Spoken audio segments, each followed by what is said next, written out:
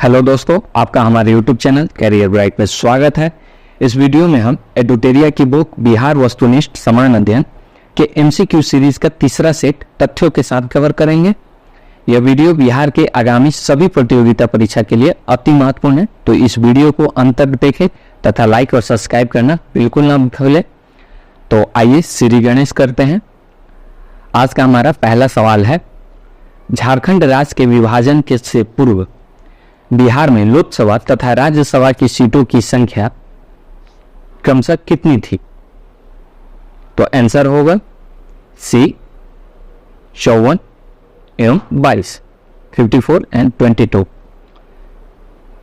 विभाजन कब हुआ था? बिहार और झारखंड का विभाजन कब हुआ था? तो विभाजन हुआ था 15 नवंबर 2000। ठीक है, उस समय विभाजन से पूर्व जो है लोकसभा की सीटें 54 थी और राज्यसभा में सीटें 22 थी। अभी वर्तमान में लोकसभा में बिहार की सीटें कितनी हैं? 40 है और राज्यसभा की कितनी सीटें हैं? 16 है। 40 सीट में से 6 सीट लोकसभा की जो है अनुसूचित जाति के लिए आरक्षित है। ठीक है, नेक्स्ट क्वेश्चन है, बिहार में अब तक कुल कितनी बार राष्ट्रपति शासन लागू किया गया है? तो आंसर होगा 8, ऑप्शन सी। बिहार में कुल 8 बार राष्ट्रपति शासन लागू हो चुका है। पहला राष्ट्रपति शासन जो है वह 1968-69 में लागू हुआ था। तब राज्यपाल जो बिहार के थे वो नित्यानंद कानूनगो थे और मुख्यमंत्री जो थे वो भोला पासवान शास्त्री थे। भोला पासवान शास्त्री जो है बिहार के पहले दलित मुख्यमंत्री भी हैं और उन्हीं के वक्त में 3 बार राष्ट्रपति शासन लागू हो चुका है। तो 3 बार भोला पासवान शास्त्री के टाइम में, एक बार जगन्नाथ मिश्र के टाइम में जब वह मुख्यमंत्री थे, एक बार राम सुंदर दास जब मुख्यमंत्री थे, एक बार लालू प्रसाद यादव जब मुख्यमंत्री थे। तो 3 6 हो गए और 2 बार श्रीमती राबड़ी देवी जब मुख्यमंत्री थी। तो आखिरी बार राष्ट्रपति शासन जो है 2005 में लगा था। उस वक्त राज्यपाल जो है बूटा सिंह थे। ठीक, तो राष्ट्रपति शासन से लगभग सभी तथ्य कंप्लीट कर दिए। नेक्स्ट क्वेश्चन है, निम्नलिखित में से कौन सा राज्यपाल को उसके पद से बर्खास्त कर सकता है? तो आंसर होगा राष्ट्रपति, ऑप्शन ए। राज्यपाल जो है वो राष्ट्रपति के प्रसाद पर्यंत पद पर रहता है और ठीक है, प्रधानमंत्री के सलाह पर राष्ट्रपति उसको बर्खास्त कर सकता है। नेक्स्ट क्वेश्चन है, राज्य मंत्री परिषद की बैठकों की अध्यक्षता निम्नलिखित में से कौन करता है? तो आंसर होगा डी, मुख्यमंत्री पदेन अध्यक्ष होते हैं। नेक्स्ट क्वेश्चन है, भारतीय संविधान के किस अनुच्छेद में महाधिवक्ता का वर्णन किया गया है? तो अनुच्छेद 165 में, ऑप्शन बी आंसर हो जाएगा।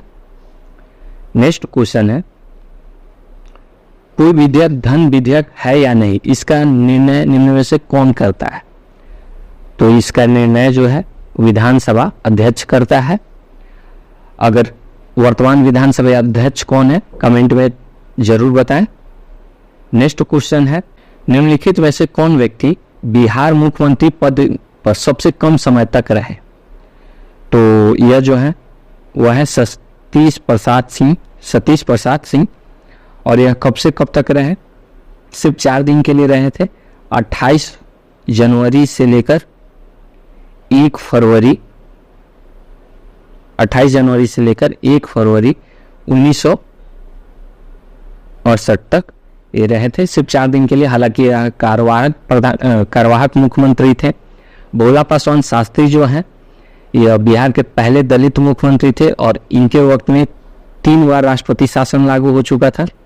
ठीक, नेक्स्ट क्वेश्चन है, दिए गए विकल्पों में सबसे कम जिला वाला प्रमंडल कौन सा है? तो आंसर होगा भागलपुर। भागलपुर में सिर्फ 2 जिले हैं, भागलपुर और बांका, भागलपुर प्रमंडल में, और उसका मुख्यालय भागलपुर ही है। अगर दरभंगा प्रमंडल की बात की जाए तो इसमें 3 जिले हैं। कौन कौन से हैं? तो दरभंगा प्रमंडल में मधुबनी, दरभंगा और समस्तीपुर है। कोसी प्रमंडल में भी 3 जिले हैं जिसमें सुपौल, मधेपुरा और सहरसा है।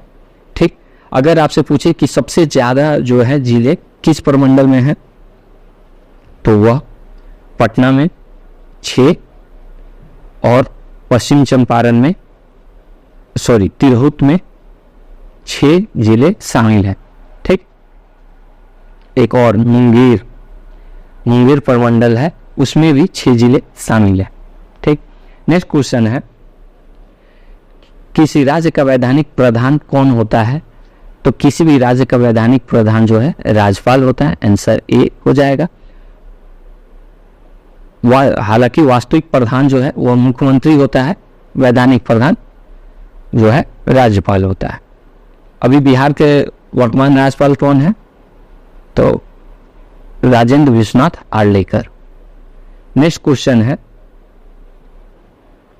बिहार में लोकसभा हेतु कितनी सीटें अनुसूचित जाति के लिए आरक्षित है? तो लोकसभा के लिए जो है अनुसूचित जाति के लिए 6 सीटें आरक्षित है। ऑप्शन सी आंसर हो जाएगा। लोकसभा में बिहार की कितनी सीटें हैं? 40, और राज्यसभा में 16 सीटें हैं। अगर विधान परिषद की बात की जाए तो विधानसभा की बात की जाए तो विधानसभा में 243 सीटें हैं। 243 सीट में से 40 सीट आरक्षित है, जिसमें से 38 सीट जो है 38 सीट जो है वह अनुसूचित जाति के लिए तथा 2 सीट जो है अनुसूचित जनजाति के लिए आरक्षित है। नेक्स्ट क्वेश्चन है, उर्दू भाषा को दूसरी राजभाषा के रूप में मान्यता देने वाला भारत का पहला राज्य कौन सा है? तो आंसर हो जाएगा बिहार। बिहार ने 1984 में उर्दू को द्वितीय राजभाषा का दर्जा दिया था। ठीक, नेक्स्ट क्वेश्चन है, जिला परिषद अध्यक्ष अपना त्यागपत्र किसे देता है? तो यह त्यागपत्र जो है देता है जिला दंडाधिकारी को, जिला दंडाधिकारी को। ऑप्शन ए आंसर हो जाएगा। नेक्स्ट क्वेश्चन है, बिहार का कौन सा जिला नेपाल तथा पश्चिम बंगाल दोनों की सीमा साझा करता है? तो आंसर होगा किशनगंज। अगर पूछे कि बिहार का कौन सा जिला जो है वह नेपाल और यूपी का बॉर्डर साझा करता है, तो वह होगा पश्चिम चंपारण। अगर पूछे कि कौन सा जिला है बिहार का जो यूपी और झारखंड का बॉर्डर शेयर करता है, तो वह होगा रोहतास जिला। अगर पूछे ऐसा कौन सा जिला है बिहार का जो पश्चिम बंगाल और झारखंड का सीमा साझा करता है, तो यह जिला होगा कटिहार। ठीक है, नेपाल से कितने जिले लगे हुए बिहार के? 7 जिले, यूपी से 8, झारखंड से 8 और पश्चिम बंगाल से 3 जिले सटे हुए। तो टोटल जो है बिहार का 22 जिला जो है वह अपने पड़ोसी राज्यों से तथा पड़ोसी सीमाओं से सटा हुआ है। नेक्स्ट क्वेश्चन है, किस भारतीय राज्य के साथ नेपाल सबसे लंबी सीमा साझा करती है? तो नेपाल जो है बिहार के साथ सबसे लंबी सीमा साझा करती है। कितने किलोमीटर की? 729 किलोमीटर की सीमा साझा करती है। और बिहार के 7 जिले जो है नेपाल से सटते हैं। कौन कौन से? पश्चिम चंपारण, पूर्वी चंपारण, सीतामढ़ी, मधुबनी, सुपौल, अररिया और किशनगंज। सुपौल, अररिया और किशनगंज।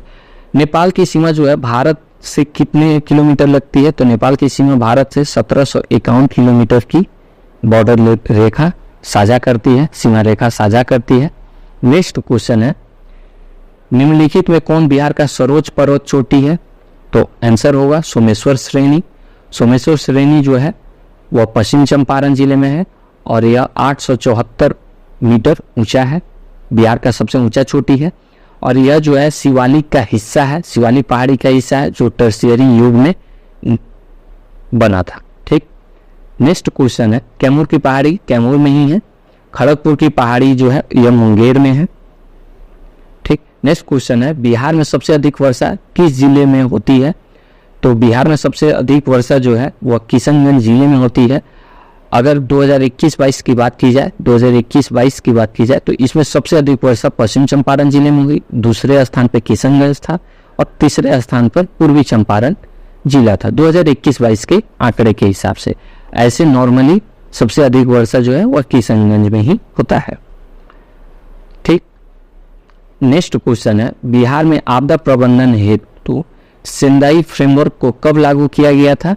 तो आंसर होगा 2015 में सेंदाई फ्रेमवर्क को लागू किया गया था। नेक्स्ट क्वेश्चन है, बिहार का कौन सा जिला जूट उत्पादन में अग्रणी है? तो जूट उत्पादन में जो है वह पूर्णिया अग्रणी है।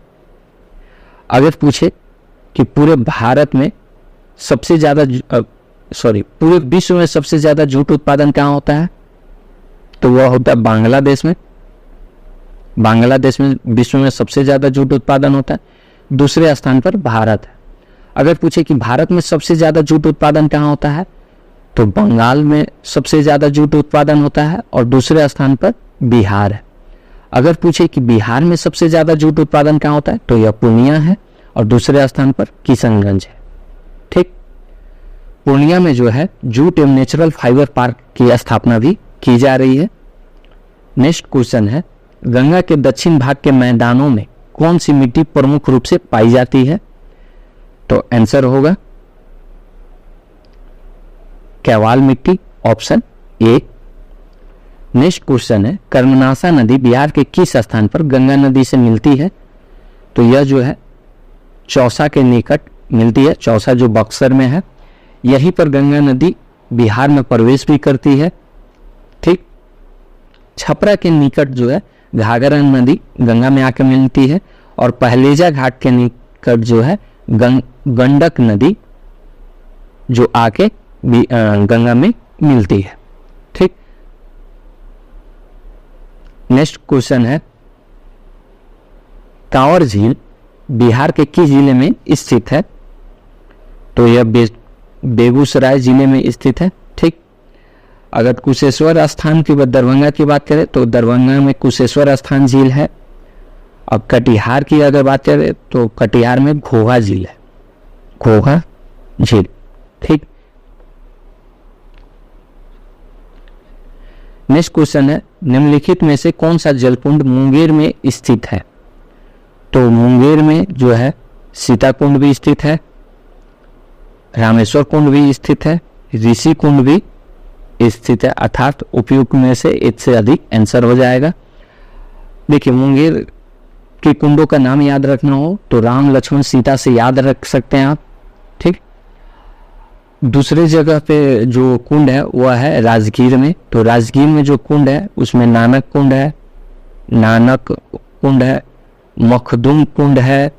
ठीक, उसके बाद में सूर्य कुंड है, सप्तधारा कुंड है और गोमुख कुंड है, तो ये सारे राजगीर में है। ठीक, नेक्स्ट क्वेश्चन है, राजपुर नहर परियोजना किस नदी पर स्थित है, तो यह जो है कोसी नदी पर स्थित है। ठीक, गंडक नदी पर त्रिवेणी नहर है, पूर्वी त्रिवेणी नहर को तिरहुत नहर भी कहते हैं, तो गंडक नदी पर त्रिवेणी नहर है और यह भैंसालोटन, पश्चिम चंपारण के भैंसालोटन जगह में गंडक नदी प्रवेश करती है, वहीं पर से नहर निकाला गया है। सोन पे जो है वह पूर्वी सोन और पश्चिमी सोन नहर भी है। ठीक है, नेक्स्ट क्वेश्चन है, 2011 की जनगणना के अनुसार जनसंख्या की दृष्टि से बिहार का सबसे छोटा जिला कौन सा है, तो जनसंख्या के हिसाब से बिहार का सबसे छोटा जिला जो है शेखपुरा है। ठीक है, अगर क्षेत्रफल की दृष्टि से बोले तो सबसे छोटा जिला जो है वह शिवहर है। ठीक, जनसंख्या के दृष्टि से सबसे बड़ा जिला जो है वह पटना है। तो इस तरह आप याद रखें, अगर सबसे बड़ा जिला पूछे जनसंख्या के दृष्टि से तो पहला पटना, दूसरा पूर्वी चंपारण और तीसरा जो है मुजफ्फरपुर। ये तीन जिले जो हैं क्रम से जनसंख्या में सबसे अधिक है। अगर सबसे कम में पूछे तो शेखपुरा, दूसरे स्थान पर शिवहर और तीसरे स्थान पर अरवल है। शिवहर और तीसरे स्थान पर अरवल है। ठीक है, तो यह जनसंख्या के हिसाब से है। नेक्स्ट क्वेश्चन है, बिहार के किस जिले का महिला साक्षरता दर सबसे न्यूनतम है, तो यह है सहरसा जिला, यहाँ न्यूनतम साक्षरता दर है। इसके बाद में अगर बात की जाए तो तीन जो सबसे कम वाले जिले हैं जहाँ साक्षरता दर सबसे कम है, तो वह है सहरसा, मधेपुरा और पूर्णिया। इन इन 3 जिलों में महिला साक्षरता जो है वो सबसे कम है। अगर सबसे ज़्यादा की बात की जाए तो रोहतास, उसके बाद में मुंगेर, रोहतास, मुंगेर और पटना है। मुंगेर और पटना जो है महिला साक्षरता में स्थान रखता है। ठीक है, नेक्स्ट क्वेश्चन है, कर्नाट वंश का अंतिम शासक कौन था? तो आंसर होगा हरि सिंह देव कर्नाट वंश का अंतिम शासक थे। कर्नाट वंश की शुरुआत कब हुई थी? तो 1097 में कर्नाट वंश की शुरुआत हुई थी और इसके संस्थापक थे नन्ने देव इसके संस्थापक थे। ठीक है, हरि सिंह देव जो है गयासुद्दीन तुगलक से पराजित होकर नेपाल चले गए थे। ठीक, नेक्स्ट क्वेश्चन है, निम्न में से किस पाल शासक की राजधानी मुंगेर बिहार थी? तो बिहार मुंगेर जो है वह देवपाल की राजधानी थी। और देवपाल का काल कब से कब था? 810 से लेकर 850 तक देवपाल था, यानी पाल वंश का शासक था। ठीक है, देवपाल के बारे में विदेशी यात्री सुलेमान जो है उसने महत्वपूर्ण जानकारी दी है। और देवपाल के ही समय में जावा के शासक जो थे बलपुत्र जावा इंडोनेशिया में अभी एक आइलैंड है, तो वहाँ के जो शासक थे बलपुत्र देव, उसको देवपाल ने 5 गांव दान में दिया था। ठीक है, नेक्स्ट क्वेश्चन है, दरभंगा में एक दुर्ग एवं जमा मस्जिद का निर्माण करने वाला सुल्तान कौन था?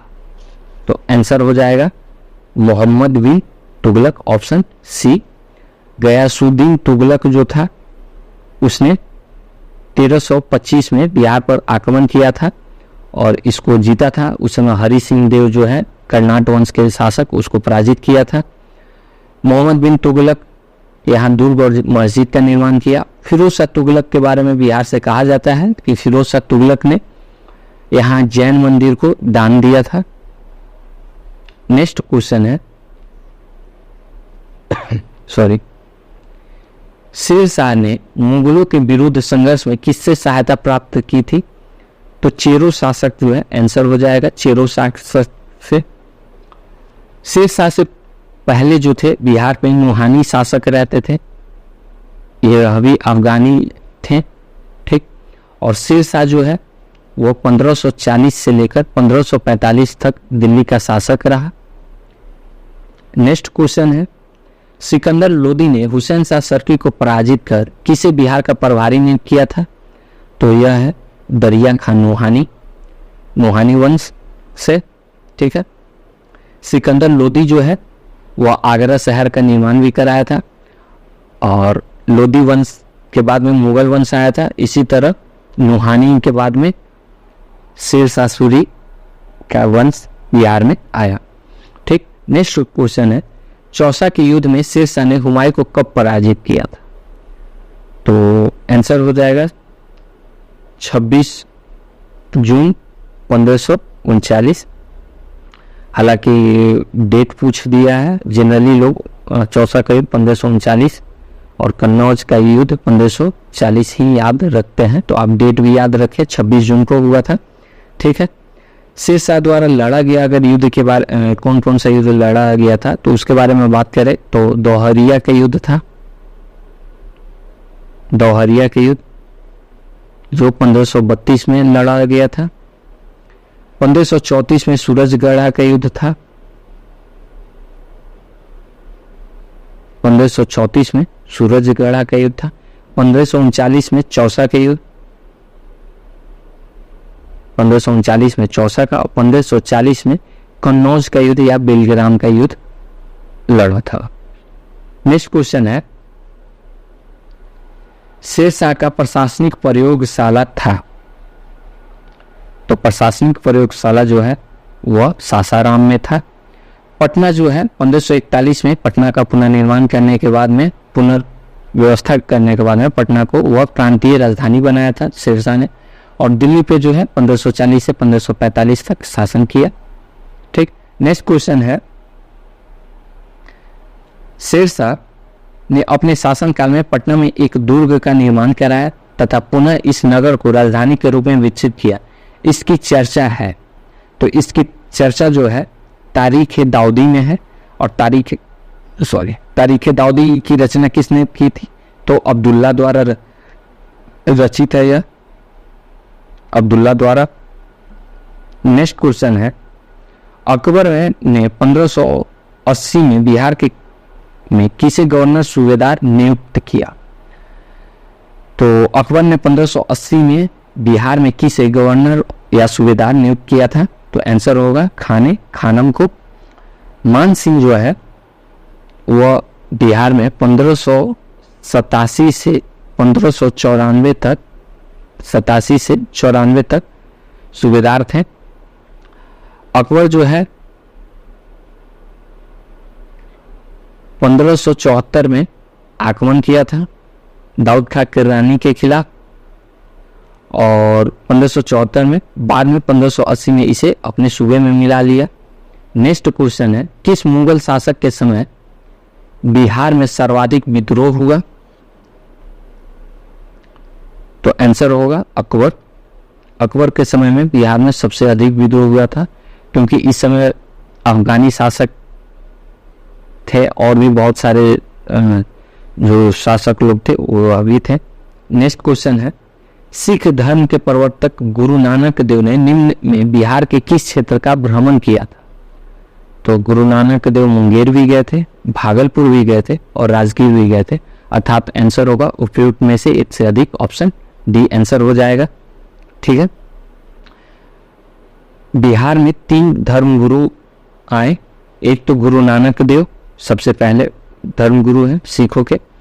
9वें गुरु जो थे श्री गुरु गोविंद, 9वें गुरु थे श्री गुरु तेग बहादुर जी, और उनके पुत्र 10वें गुरु जो हुए गुरु गोविंद सिंह जी, उनका जन्म पटना में ही हुआ था और 1666 ईस्वी में पटना में ही हुआ था। ठीक है, तो 3 धर्म गुरु जो हैं सिखों के, उनका संबंध बिहार से है। नेक्स्ट क्वेश्चन है, मुगल शासक फारुखसियार ने अंग्रेजों को बिहार एवं बंगाल में व्यापार करने के लिए किस वर्ष स्वतंत्रता प्रदान की थी? तो आंसर होगा 1717 में। फारुखसियार जो है, फारुखसियार का जो राजाभिषेक है 1713 में हुआ था, और यह कहाँ हुआ था?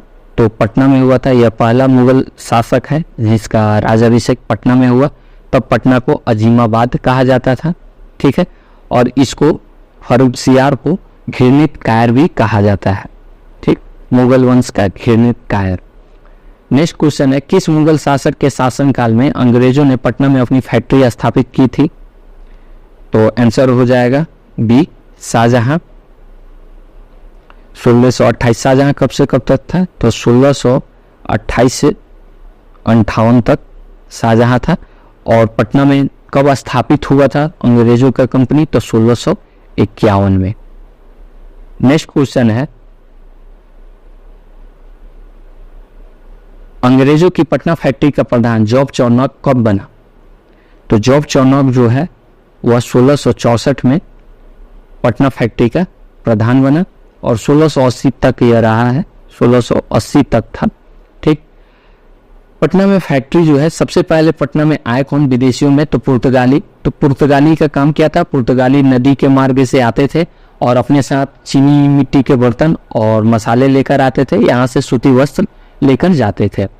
फिर 1632 में डचों ने पटना में कंपनी खोली। उसके बाद 1651 में अंग्रेजों ने कंपनी खोली और लास्ट में 1774 में डेन ने अपनी कंपनी खोली। नेक्स्ट क्वेश्चन है, बिहार आने वाला पहला अंग्रेज यात्री कौन था? तो आंसर हो जाएगा रॉल्फ फिंच। नेक्स्ट क्वेश्चन है, बिहार में होम रूल लीग की स्थापना कब किया गया था? तो होम रूल लीग की स्थापना जो है 16 दिसंबर 1916 को किया गया था और इसके अध्यक्ष जो हैं वह मजहरूल हक थे, मजहरूल हक। ठीक है, और 18